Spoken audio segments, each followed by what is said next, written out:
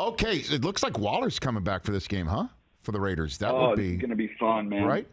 So break it down for me. How's this coming for you, do you think? Well, it's going to be a great matchup, man. You go back and look at that first meeting, it kind of was a little bit surprising because coming into that game, the Chargers hadn't stopped the run. The Raiders, you knew were going to run the ball. And the Chargers, had this high-flying passing attack. Then you get out through the game, and it was a weird game. If you remember there was the delay. They come out in the field, and they got to go back in. It was delayed by an hour. Right. And then the Chargers come out there and run the ball down their throats. I think they ran for almost 170 yards. Austin Eckler had 117 yards, I believe, in that game, and really just kind of controlled the line of scrimmage. The Raiders did not run the ball well at all. And then Joey Bosa officially graduated Leatherwood from tackle to guard in that game. And so that was just kind of it was a weird game. And now you look at what the Raiders have done. It's so impressive that they put themselves in this position after all that's gone on there. Mm-hmm. I think you got to give our buddy Mike a lot of credit. You got to give Versace a lot of credit to have them in this position, and they're playing really well. Hunter Renfrow is outstanding. They're playing better along the offensive line. Their defensive front's playing really well, and now you get Waller back. So, for my money, Waller and Derwin James is as fun a matchup as we get to see in the NFL. That is right. No question about it.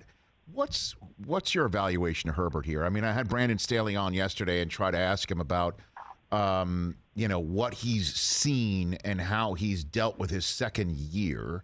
And I know his numbers are terrific, but there are games where Herbert just looks a little bit, to be very honest with you, Daniel, lost. It looks like the offense is inconsistent at times this year for a kid that should be lighting it up even more than he does. I don't know if that's fair or not. I'll give it to you. You've seen more Charger football in person than I've heard it on the radio from you. Yeah, well, I mean, look, there's been a couple hiccups. You look at the Ravens game where they just really struggled to move the football. That's Patriots game, the Patriots game too.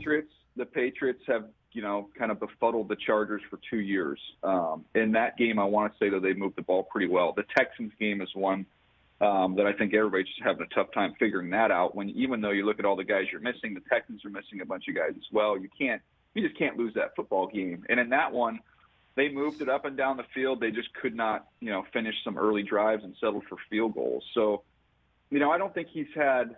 I mean, gosh, the guy for his second year where he is and what he's done is pretty incredible. But there's been a couple you'd like to have back. I think that's just normal, kind of growing pains for a young quarterback. But I know when he's locked in, Rich, and he's at his best, it's pretty special. It's pretty fun to watch. And I know this kid, going back to college, think about the Rose Bowl.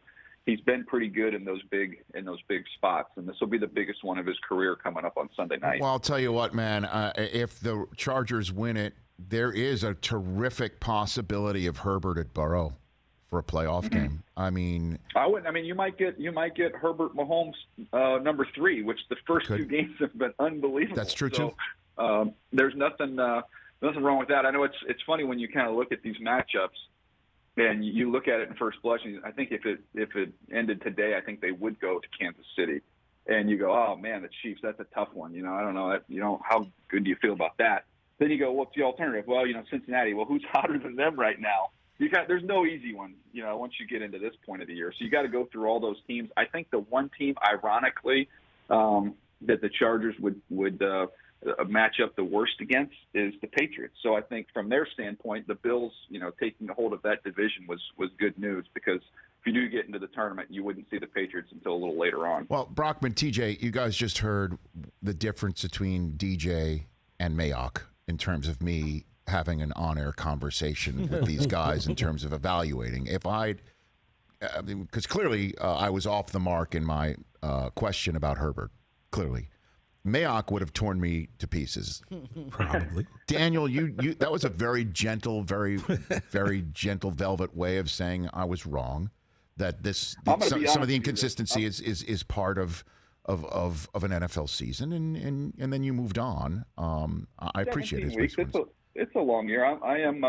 I use kid gloves, but I'm going to be honest with you. There is a little ulterior motivation for me, because before I came on, I did hear something about a Rich Eisen trucker hat that is yet to be in my possession. Okay. So I'm going to be gentle. I'm going to be very gentle until one of those arrives. Yes, it's Rich Eisen Show logo on the front, party in the back is the way we're describing the Rich Eisen Show trucker hat. Yeah, that's it. Right there it is up on the screen for everyone to see. And go to richeisenshop.com. I've got my mug, which I may or may not have been given. It's okay. As we say in our promo for richeisenshop.com, it's get the mug that celebrities come on and 5-finger discount for themselves. So if you did that, that's entirely fine. Daniel Jeremiah here. I might have blamed it on Adam Pally, but that was me. Very good. Hey, you watched all the way to the end. Thanks for that. Watch more right here.